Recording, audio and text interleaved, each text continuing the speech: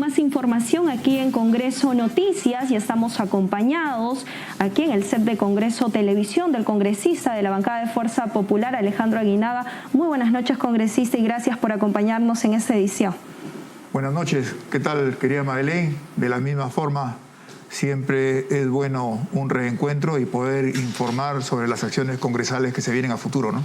Congresista, se conoce ya las comisiones que van a ser designadas en la presidencia de Fuerza Popular, entre ellas la Comisión de Constitución y de Fiscalización. ¿Cómo va a ser el trabajo de bancada en estas dos importantes comisiones? Así es, son las comisiones, probablemente las comisiones de mayor trascendencia dentro del quehacer legislativo, y Fuerza Popular asume con muchísima responsabilidad estas dos comisiones, que son Constitución, Fiscalización, y tenemos también la Comisión de Relaciones Exteriores, que va justamente a desarrollar un rol importantísimo por lo que se viene como consecuencia, de un lado, de esta nominación de un canciller que tiene serios cuestionamientos, y de otro lado, cómo se va a desarrollar la agenda con los diferentes países que tienen relaciones con el Perú, ¿no? Sin duda, la misión, ¿no?, del Parlamento en estos momentos para brindar también tranquilidad a la ciudadanía es muy importante. ¿Cuáles van a ser esas aristas en este primer año de periodo parlamentario? Lo principal en una democracia es el respeto irrestricto a la independencia de poderes. El Poder Legislativo cumple tres funciones importantísimas, ¿no es cierto? No solamente dar leyes, legislar, fiscalizar y representar. Asimismo, nombra los miembros del Tribunal Constitucional y al Defensor del Pueblo. Entonces, dentro de esta agenda legislativa se tiene que conciliar con las bancadas las prioridades. Yo considero, en lo personal, que se tiene que elegir el Tribunal Constitucional.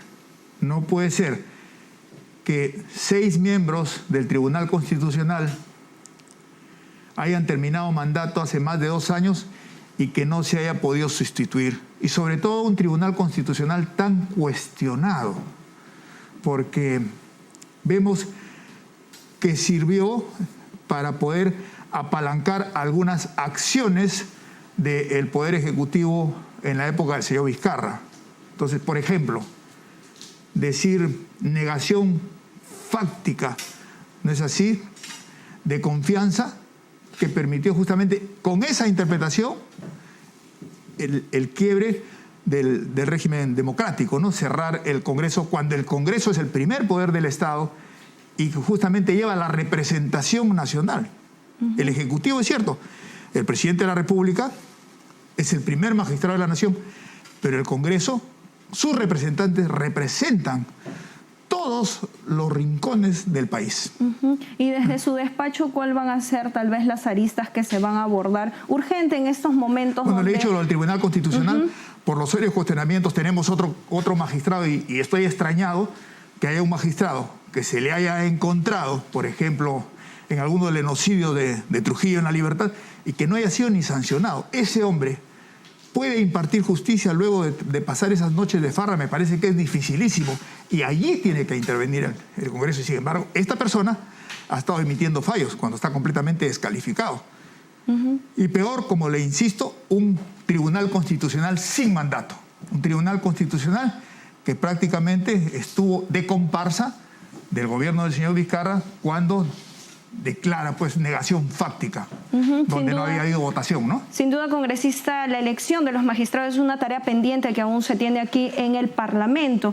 La presidenta del Congreso también el día de ayer se manifestó ante el presidente Castillo solicitándole entre sus pedidos también, de que manifestó que en estos días se presentará una agenda conjunta, una agenda legislativa, agenda país, que conllevara pues las aristas de este primer año, ¿no?, de Congreso de Bicentenario, la cual va a estar consensuada con las bancadas, entre ellas cuáles serían los temas pues que se podrían colocar en esta agenda país, aparte de la elección, claro, de los temas que son pues impostergables son justamente los que son, perdóname la redundancia, consecuencia de lo que ha venido viviendo el país. En primer lugar, la pandemia, ¿no?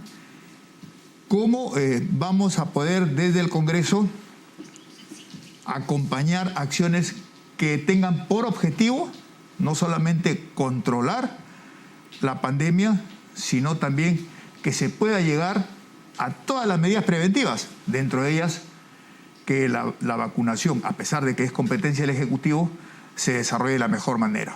Nosotros como fiscalizadores tenemos también que ver justamente todo este gasto inmenso para un país tan pobre, donde hay serias observaciones a compras, por ejemplo, de pruebas rápidas, que se dieron decretos de urgencia y se gastaron en la primera compra creo que 105 millones en pruebas rápidas que no sirvieron para nada, porque dan los márgenes justamente de falsos positivos o de falsos negativos son muy altos y no permitió que en su momento haya un control adecuado y un diagnóstico precoz en lugar de haber hecho pruebas moleculares. El rol fiscalizador sin duda va a ser muy importante. Es una comisión clave en estos momentos por lo que estamos viendo también. Toda esta serie de nombramientos indebidos, gente que no tiene el expertise para desarrollar actividades profesionales, porque en primer lugar no tiene ni profesión en determinados sectores que lógicamente ahí estaríamos pues conduciendo el país a un camino errático, por decirlo menos. Bien, congresista, muchas gracias por acompañarnos y nos quedamos con este rol e importante rol fiscalizador que va a tener el Parlamento en este periodo. Muchas gracias. Muchas gracias a ti, Madeleine. Bien, compañeros y amigos de Congreso.